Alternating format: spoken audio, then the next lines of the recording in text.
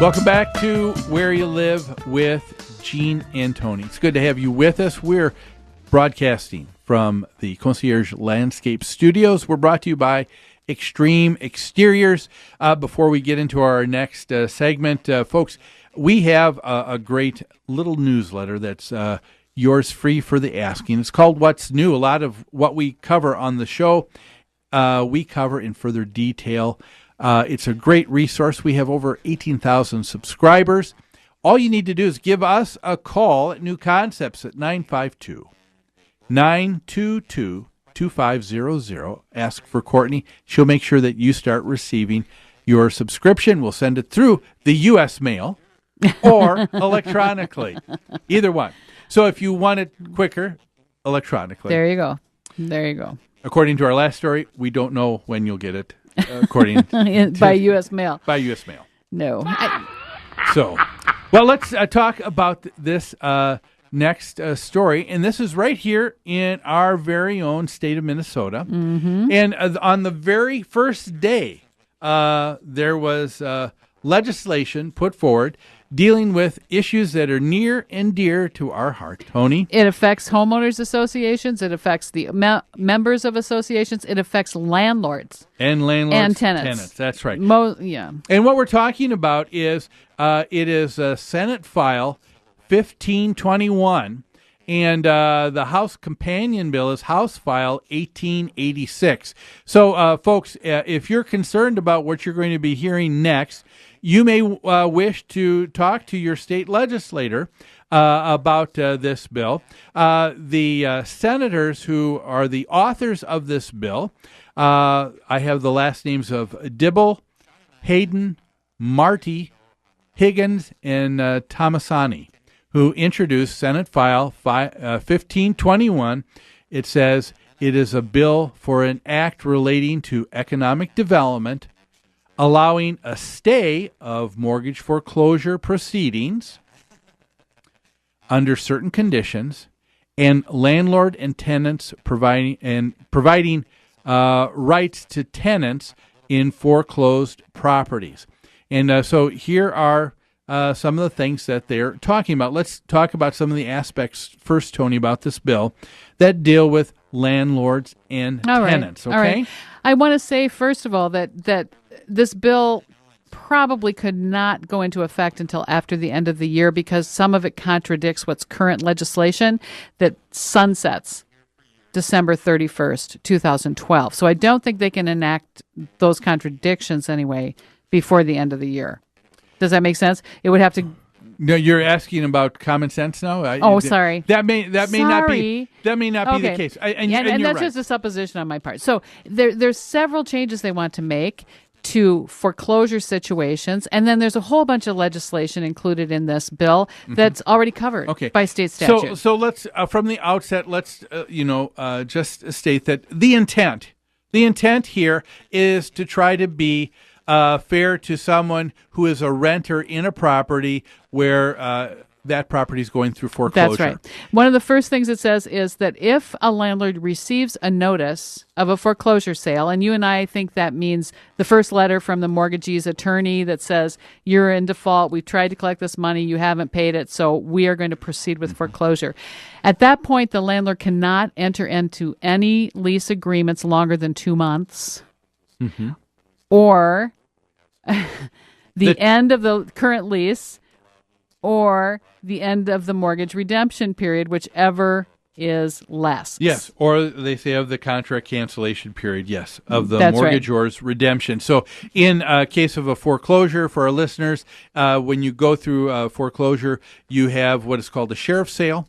And that is a statement publicly that someone has not been making payment to the mortgage company, and that this property that they're identifying publicly is going to be foreclosed. So anybody else that has an interest in the property, a second lien, a second mortgagor, they may have interest in what happens next with this property. And they're saying at this point, if you know that and you own the property, you can't go into any long-term lease. What do you think about that? That's right. The lease has to end no later than the end of the redemption period for the mortgage. So it is what it is.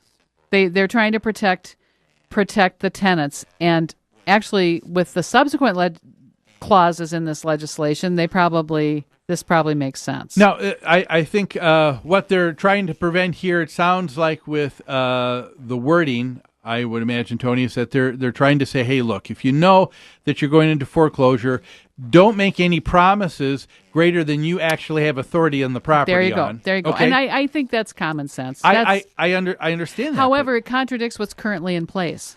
What's currently in place says you can sign as long as any lease let me back up. Any lease signed before the sheriff's sale has to be honored till the end of that lease by the mortgage company, by the new owner, whomever. That's what the current legislation says, but that ends as of December 31st, 2012. So a landlord can't say, hey, tenant, I'm losing the property here, and as of June 1st, I'm not going to own it, so you're going to have to get out. He can't say that. He can't do that because we have current legislation in place that says that lease needs to be honored to the end of that lease. Right, and it's not in the landlord's best interest to tell the tenant that anyway, because it's easier to rent a place if you can give a person a 12-month lease. Oh, of course. So, yeah. But anyway, that's what they're trying to accomplish. The first of all here. I believe it also says that the landlord has to notify their tenants that they've received a foreclosure notice.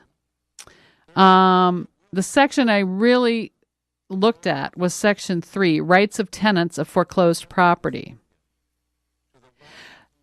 And this a lot of this is already covered by current legislation. Yeah. It says that all leases, verbal or written, shall be transferred to the new owner and recorded in a new lease between the new owner and the tenant. I should say none of this applies to single-family homes that the new owner tends to occupy. All right? Mm-hmm. None of this applies to an apartment in a multi-unit home that the new owner tends to occupy. This only applies to multi-unit rental properties.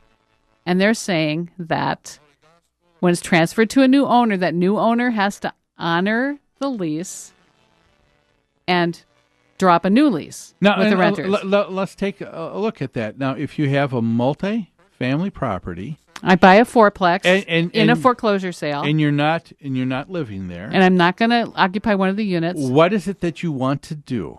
You want to retain your tenants. Exactly. So why would anyone go in and say, I'm not going to honor your lease anymore, you have to get out? And why would you? And why is this legislation even necessary? It's not necessary. It just seems like people are coming a little bit too late to the party here. It says a new owner shall maintain as rental property that was used as rental property by the previous landlord. Okay, except if it's a single-family home the buyer intends to occupy. They have to offer renewal. Now, this is different. You have to offer renewal leases to tenants of the foreclosed property. So let's say I buy this fourplex. I have 4 tenants in there. 3 months later, the tenant's lease expires. I have to offer him a lease renewal. So what they're doing there is they're taking away my right as a landlord to choose not to renew someone's lease. And I don't understand where the thinking is that this is not a two-way street, because in any contract, especially when you're talking about tenant-landlord relationships, it is a two-way street. The tenant, the renter, is not obligated to have to continue to live there at the end of that contract. That's right. And vice versa. The landlord is not obligated to offer that, but this legislation says the landlord is obligated to offer a lease renewal. And again, there's no common sense here. Any landlord would be happy to offer a lease renewal to a good tenant. But if you have a bad tenant, someone who's not paying the rent, someone who's throwing big parties every weekend, one of the ways that a landlord can control that and serve his other tenants is by not renewing that bad tenant's lease. Yeah. And this seems to be taking away that right in a foreclosure situation. Yeah, it it just seems unnecessary. It seems this is already covered. It's already covered. The only thing that's changing is notice periods, length of leases in a foreclosure issue. I mean, some of this seems. This is the same as saying we know that you cannot murder. That's against the law. Right. But now they come up with a new law this year. You can't murder with a knife. And then and you can't murder with a revolver. And you can't. And next year we'll pass. Do you have to be that? Do you have to be specific with something that's already written? I mean, we kind of understand it. It seems like, like I said, it's they're coming too late to the party. Things have already been written.